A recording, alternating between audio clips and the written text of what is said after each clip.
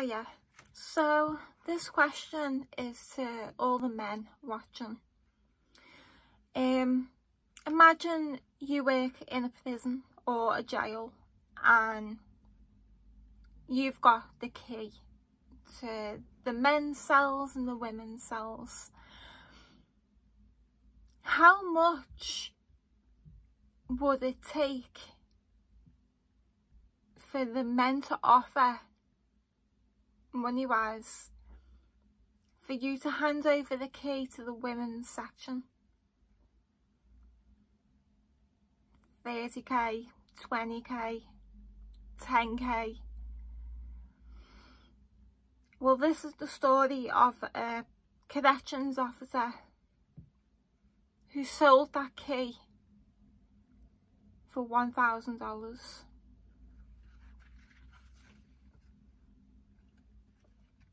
So this is from October 23rd, 2021, where at least 28 women were raped, assaulted, intimidated, harassed and beaten. Multiple lawsuits have now been filed on behalf of those women, thank God. So on that night, corrections officer David Lowe, who is 29 years of age, he, for $1,000, gave the key to the women's pod to the men and then disappeared. Like I said, $1,000. For $1,000, this man sold women's safety, bodies, minds and souls.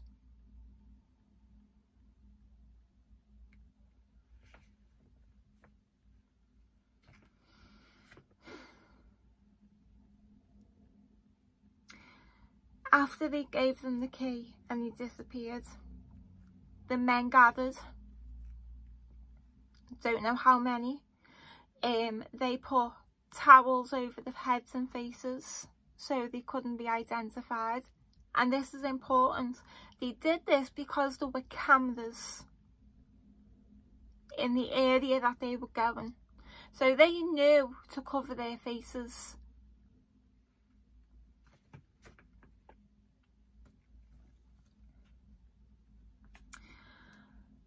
Over what's said to be several hours, these 28 women were repeatedly raped, touched, intimidated, beaten, groped, you name it.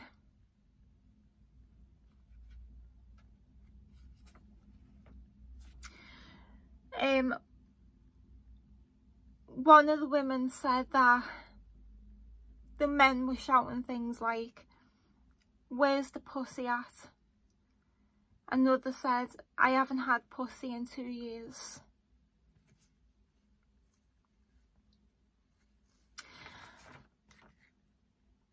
Only one prison officer has been charged, David Lowe.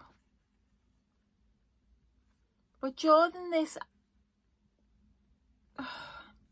onslaught of sexual abuse, which lasted hours, which would have been noisy, not one single prison officer done any rounds whatsoever. I find that very suspicious, and I'd like to know why. Now, we're told later on in this report that, you know, there was a short-staffed issue. Even when, you know, I mean, we've got prisons and jails here which are understaffed. Even when they're understaffed, they still do the rounds. It might not be every 20-30 minutes, but it still happens. Plus, there are cameras in this area, so what, does nobody in the control room watching the cameras in the jail? Does that make sense to anybody? I'll let you know what I think happened towards the end. Now, just ignore me because I've got a very suspicious mind anyway, but we'll get there. So, like I said, all the jail officers stayed away. Not one person came to help these poor women. The women suffered bleeding, vaginal tears, genital herpes. One was pregnant. Well, one became pregnant after the rape. She later miscarried. Now this bit pisses me off, right? When the prison officers suddenly decide to come and see, you know, come and do the fucking job, basically, rather than phoning for medical help or, you know, any sort of support or starting an investigation to what the hell's happened, no, nothing like that happened. What happened was the women were punished. They were put into a 72-hour-long lockdown. All the pillows were taken from them, the blankets were taken from them, and personal hygiene products were taken from them. Why? I have no idea. Not a clue. Other than these jail officers, I know prison and jail is not the same. I keep using it interchangeably. Just let it go. But the women who were bloodied, crying, in pain, beaten, raped, they're further punished again.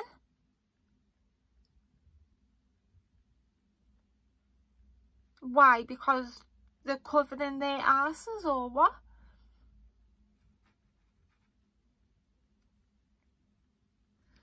I can't imagine what these poor women went through that night, and then every other night after that while they were in that place. Because not only was the key sold, all these men come in, they rape, beat, intimidate, get you pregnant, give you genital herpes, say vaginas. Not only does that happen, the guards come and further punish you when you're in pain and scared and you might want to clean yourself up. But then every night after that, they must have been thinking, are they all going to come back again tonight?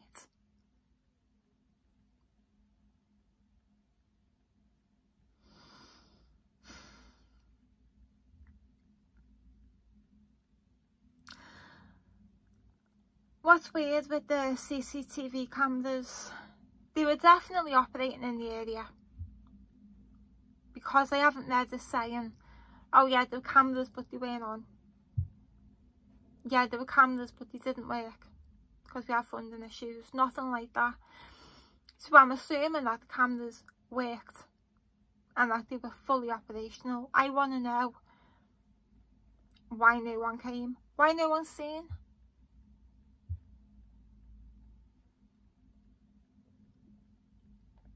So the Clark County Sheriff and other correction officers are included in the civil suit. David Lowe, this piece of shit who sold the key to these men, he was fired, thank God. He was criminally charged and he is awaiting trial on charges of trafficking with an inmate. I don't know what they were trafficking. Ordering escape. This man just seems like prime candidate to work in this situation. and he's also being charged with official misconduct. So like I said, this happened at the Clark County Jail in Jefferson, Indiana.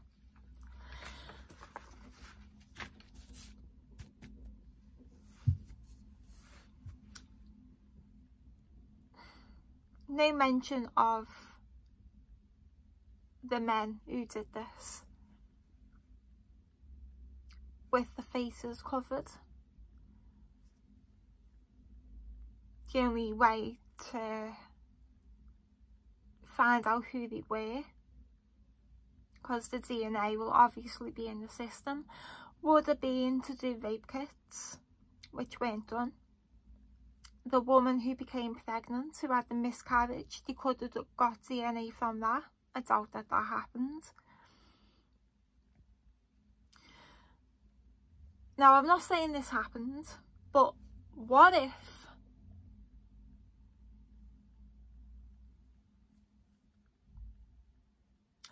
nobody came to the rescue because they were all busy being in there with the men? With the faces being blurred, I'm sure they could have got changed out of their uniforms and put whatever the inmates were. And with the heads covered, I doubt, you know, in the moment of pure terror with these women, I doubt they would have known who these men were at all. Because most of the time, they, you know, they're completely separated. What if there was no one watching on the cameras because they were all busy in there with, you know, what, did David Lowe just sell the key for the $1,000 and then what, go to the staff canteen for a few hours? Or tell all the other staff, oh, you know, you don't have to come here, or you don't have to watch. Because usually the person watching the CCTV isn't the person who's going to do the rounds. They're two separate people. I mean, I'm just hypothesizing. Or were they watching?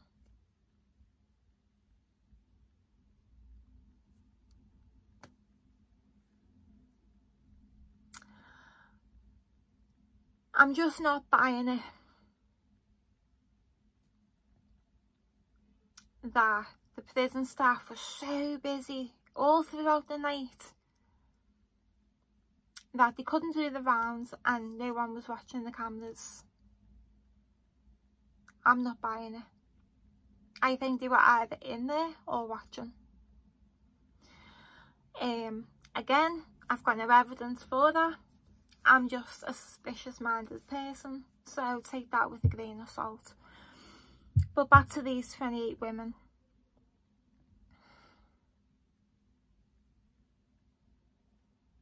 I'm working on a PhD proposal at the moment, and it's set in prisons, and let's just say it's between men and women.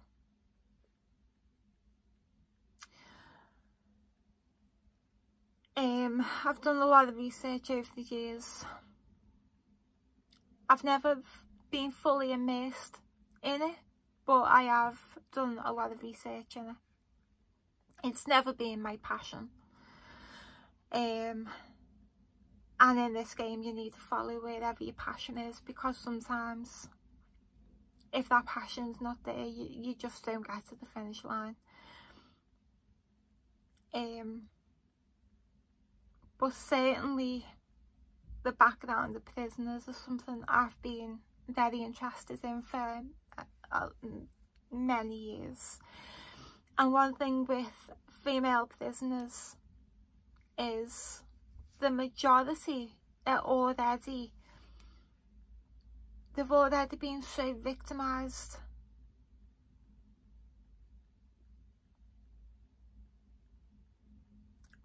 by family, by the system,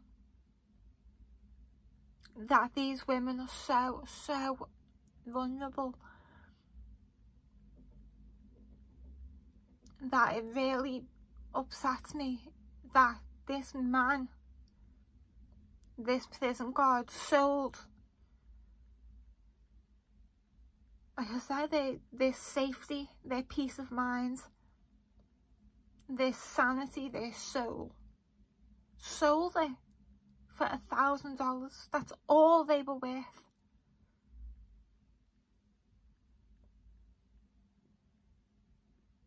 Stuff like that breaks you.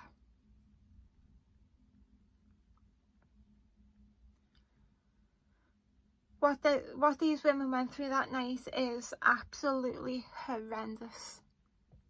I wouldn't wish it on my worst enemy.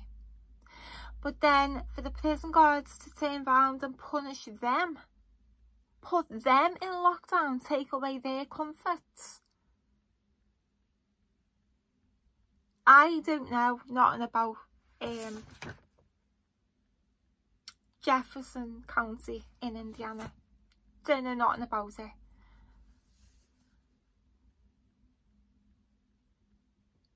But if this is their jail and prison system, I can only imagine what society looks like there.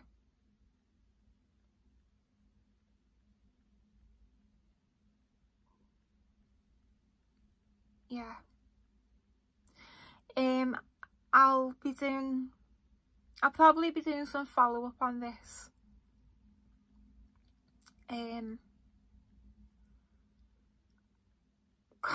I can't wrap my head around what happened. Anyway, I know I've been gone for well over a week, maybe a week and a half. But thanks for watching, and I'll see you in my next one. Take care.